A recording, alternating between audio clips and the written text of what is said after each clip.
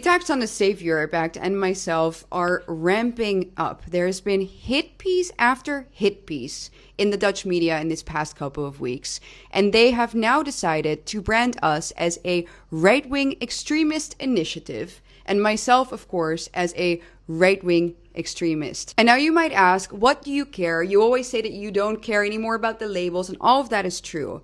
But something about this is interesting, because they have been calling me far right for as long as I can remember. But calling someone or an organization, at least in the Dutch scene, a right-wing extremist has another connotation.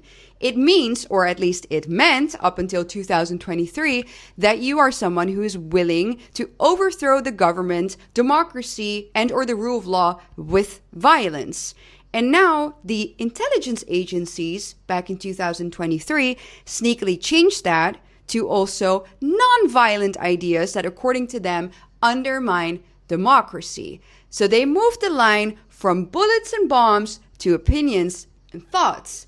And of course, one of the dangerous thoughts that they always come back to is remigration. And so wanting an end to non-Western immigration and wanting remigration is now enough to give you the label of a national terror threat, an actual security threat. So they're not just labeling me this, they are really labeling you this.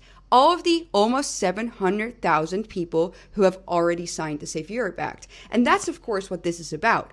They are terrified because of the fact that we are mobilizing, because of the fact that we are no longer individuals now, but because of the fact that we are an organization. The first ever European patriotic, pro-European, for actual Europeans, organization in Europe that has never existed before, and they are pulling every string, every trick in the book to shut us down and to delegitimize us. That is what this is about.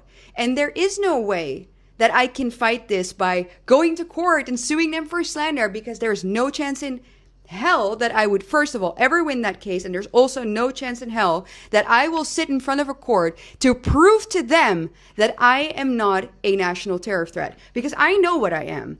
I am a European woman who loves Europe and who wants Europe to remain European. And I want to fight for that. And I want to create an organization that people who want the exact same thing can join to help us fight for exactly that goal.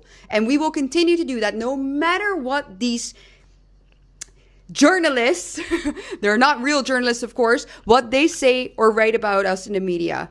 But it is important to know that this is all, this is not just the media, this is the intelligence agencies. Because, of course, Jelle Postma, the man that I made a video about many months ago that you will remember, this former intelligence agent, of course, there's no such thing as an ex-agent. He is behind all of the research classifying us that way. He's the one driving this narrative. So make no mistake, this is a big apparatus that we are up against. And we can only win this if we stand together and if we grow so large and do exactly what they are afraid of that we will do. And that is to become too big to ignore and to control the narrative ourselves. So go ahead and join us now. Sign up for the Safe Europe Act, and let's fight for Europe together.